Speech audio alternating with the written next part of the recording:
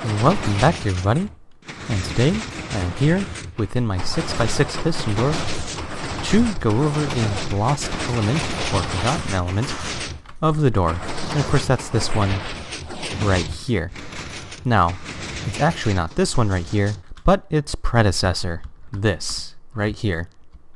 This is one of the earliest designs for the door, and it had the big flaw of leaving this 2-block region right there.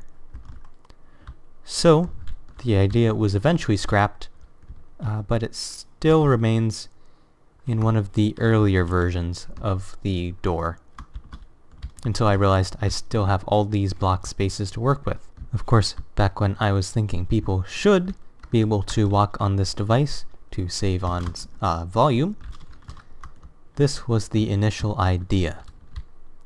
So if I go ahead and press this button here, as you can see, nothing important happens. It just fires and gets back to where it was. And of course, this could be useful for a double piston extension, although it does not retract. But if I use this pop-up observer system here, the observers pop up, completing the triple piston extender, and if I press this button, we will pull those blocks right back down into this space, which made no sense as to why it was here. So the idea was eventually scrapped.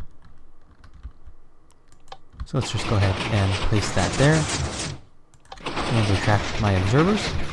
Oh yeah, this also works to make it a single piston extension as well, just by using the pop-up observer system. So this is still a useful system depending on your needs, and if I go over to my 5x5 piston door, you can see it in action.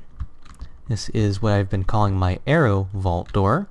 As you can see, the pop-up observer system, which also works for blocks, makes a kind of arrow pattern on the bottom of the door.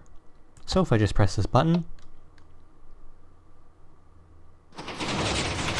the delay, the block pops up. It does leave this gap here, but this is fine by me, as on the other side of the door there is plenty of gap for the blocks to rest in when it's open.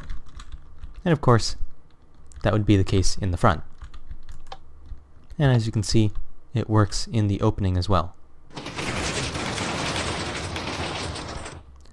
Now, with the 6x6 piston door, I had repeaters down on this row, but if you want to save on space, and less so on resources, observers work just fine. And of course, your input does not need to be redstone or a button. It just needs to be an update for the observers to detect. So something turning on and something turning off, giving a double fire update. So let's go ahead and head over into tutorial land. Here we go, tutorial land. As you can see, I copy pasted this wrong, but if I press this button, we can get that observer pop out function, and it'll go right back in. So let's go ahead and get to the tutorial. Place your button here. 1, 2, 3, 4. Repeaters like so. Now this can also be observers to save on space, so let's also show off that tutorial piece there, even though it is quite simple. 4 observers on top, on the observers or the repeaters, either works. 4 pistons, an observer, a block, a piston, and an observer, like so. Or of course your block as seen in the 5x5 arrow vault door thing. It doesn't have a single name.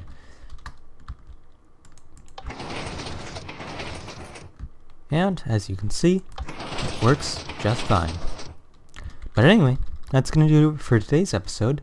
So like, comment, and subscribe, and I will see you next time. Bye.